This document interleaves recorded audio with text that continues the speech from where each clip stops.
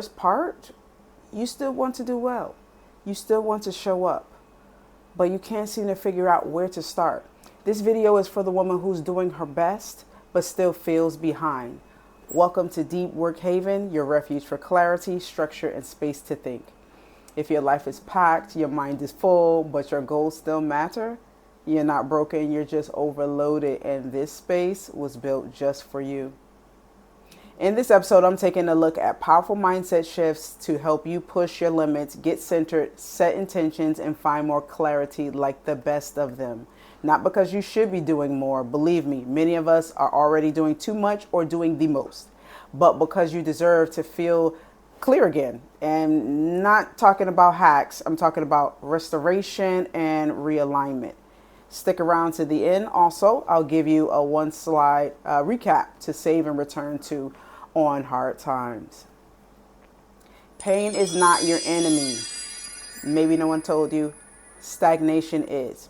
If you're tired of feeling stuck, it's not because you're weak. We often think that something is wrong with us. It's because you were taught to listen to the wrong voices, and we're definitely listening to the wrong voices when it involves negative feedback. Pain is feedback. It's not a stop sign. Feeling like you're failing is not a red flag. It's a sign that you care and are awake to the gap between where you are and where you want to be. But most people treat that feeling like it's a reason to stop. We're almost looking for a reason to stop. No, use it to recalibrate. Believe me. Pause this video for 30 seconds and ask yourself this question. What's this discomfort trying to teach me? Listen to your inner thoughts. Why am I going through this? Pain without reflection is just noise. And we definitely don't want any more noise. But pain with intention behind it, meaning not that you intend to be in pain, but finding out a reason why. Trying to listen to the body. Why is it responding in this way? That's fuel. So this is where the focus and assessment kick in big time. Focus is about knowing what matters through the discomfort. And assessment is when you're checking yourself with no ego, okay? Am I quitting because it's wrong, or am I quitting because it's hard? Be honest. Asking yourself those honest questions. Neuroscience tends to tell us that your brain sends you growth signals. It doesn't send shutdown orders, usually.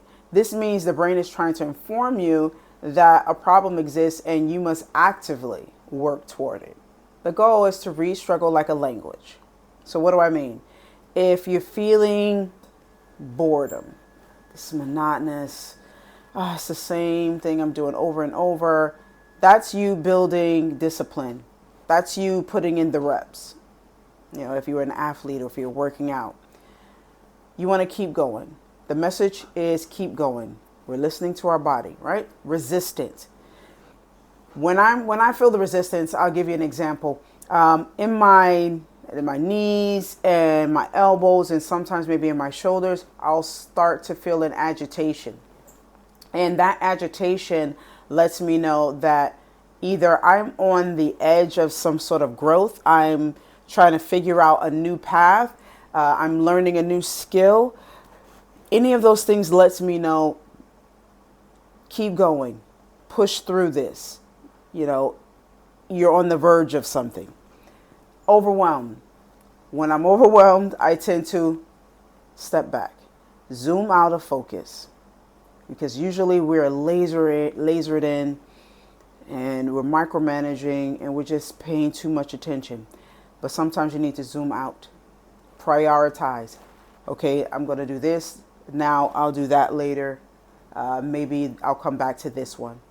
Delegate where it's necessary. If you have other people in the home, if you have older children, if you have coworkers, etc., delegate. That's the moment. But don't shut down. That's the goal. The goal is not to shut down, but to read the pain, read the struggle. Let me say this for the women who think doing less means you're slacking. Sometimes that overwhelmed feeling that I mentioned, where you need to zoom out and prioritize, sometimes the priority is rest. Rest is not quitting. It's just how you're going to stay in the game, how you're going to last for the long run. This is the recovery part of the farmer system that I mentioned in the first video, because restoration isn't optional. It's strategic.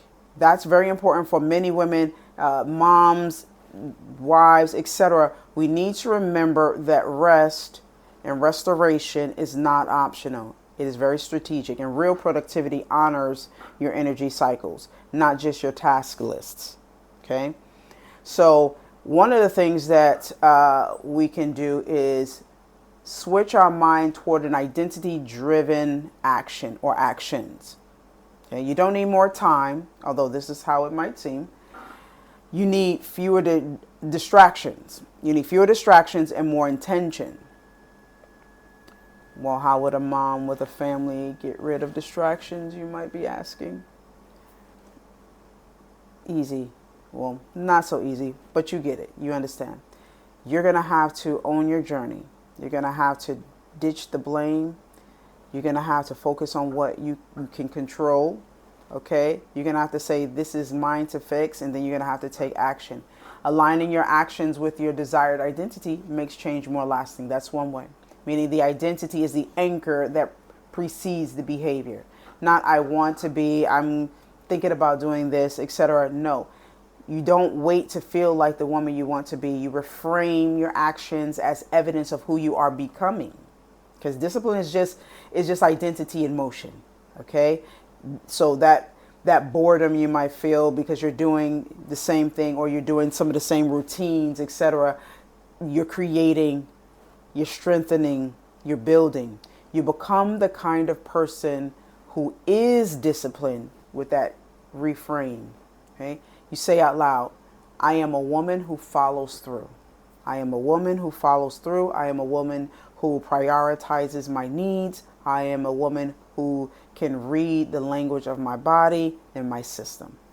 Growth isn't optional.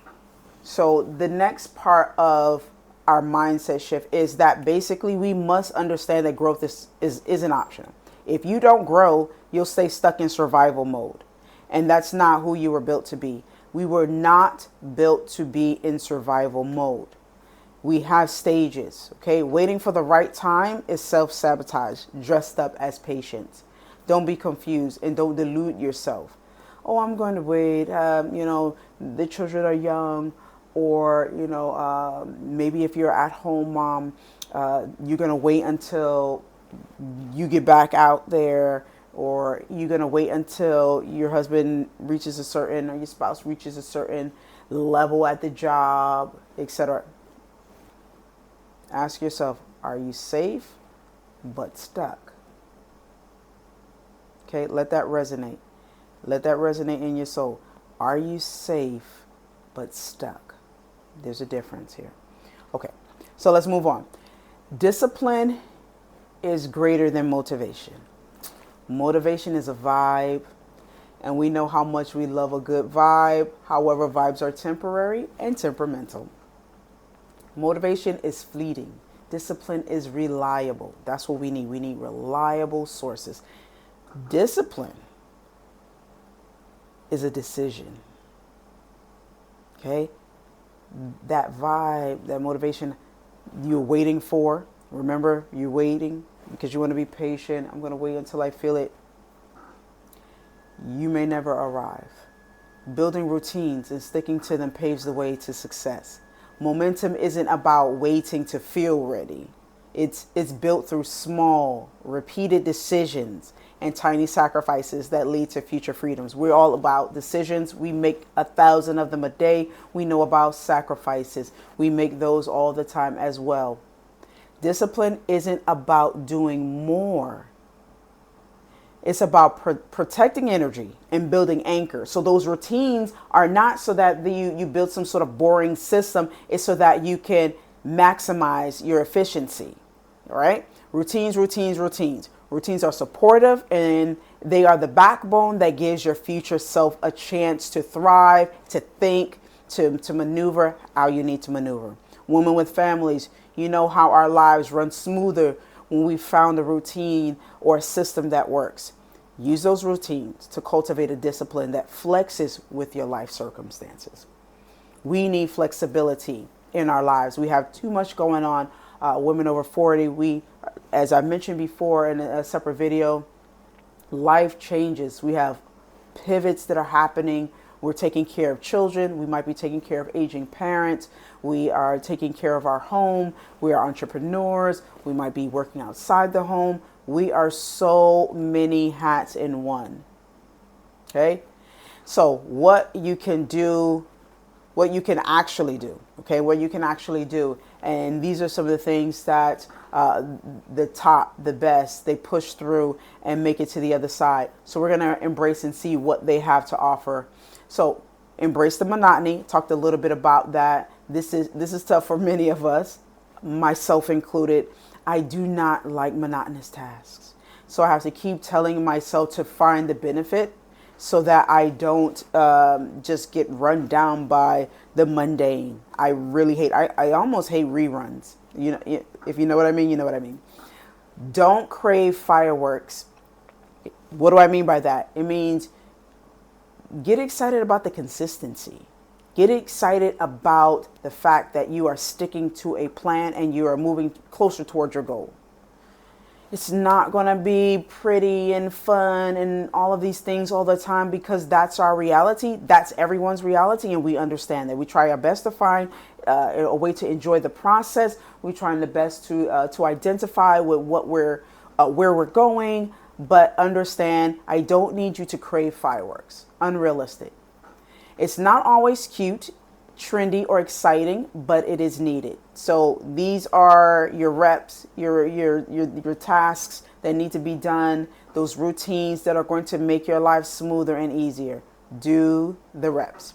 Next, build gentle pressure. Set up smart constraints such as accountability partners, okay? Whether you have to use AI as an accountability partner, that's fine, as long as you have sort of that external feedback. Sign up and commit to a challenge. You know, maybe, you are interested in outdoor activities. Maybe you're interested in crafts. Look them up online. There are plenty of them online. Set a realistic timer in your house. Maybe you want to do a task with the message, focus now, scroll later.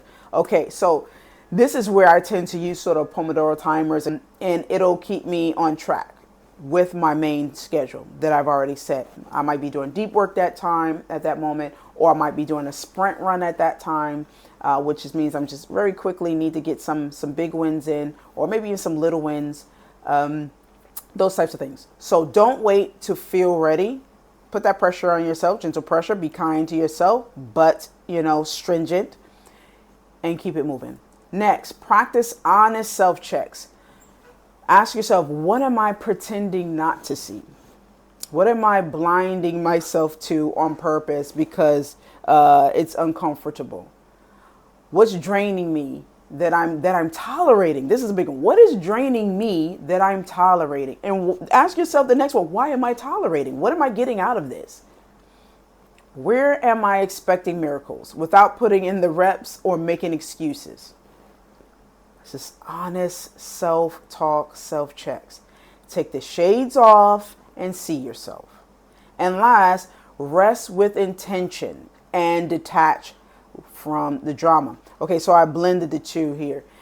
Intentional rest equals rejuvenating activities is what I'm talking about, okay? That might be quiet moments, unplugged time. It might mean gentle movement activities. It might mean taking a long bath or a long shower. It might just mean stillness. Sit still, be in the quiet, and let that register. The energy and recovery work together, okay? Energy and recovery work together. So an intentional rest is that I'm reserving energy, I'm recovering, and I'm making myself better. If I'm empty, how can I be full for others? How can I be full for myself if I am empty? Okay, not scrolling yourself to numb or, watching endless random movies or something, but restoring your mind and body so you can rise again stronger. Now, Not saying that you won't need those moments where you watch that fun movie just because it relaxes you, or you scroll through looking at something that energizes you, interior decorating, or maybe you just like, some other topic, and it's enjoyable, it's relaxing. That's fine. That's not what I'm talking about. Okay, I'm talking about those distractors. So anything that's rejuvenating, add that to your intentional rest repertoire. Now, detach from the drama. No overthinking. No pity parties or negative self-talk. Okay, so what if you didn't, finish strong this week? Okay, we'll get over it. That's what we're gonna have to do. We fall, we pray on it, we rise, and we repeat. Fall, pray, rise, repeat. We talked a little bit about that vibe, right? We talked a little bit about how motivation is a vibe, and we want to move toward more discipline instead of relying just on motivation. Not saying anything is wrong with motivation, but the reality is we need practical moves to help us adopt this mindset, right? Okay, so this is part of where the discipline will come in. I put all those steps together. Now I'm going to have to show myself that I'm actually committed to this.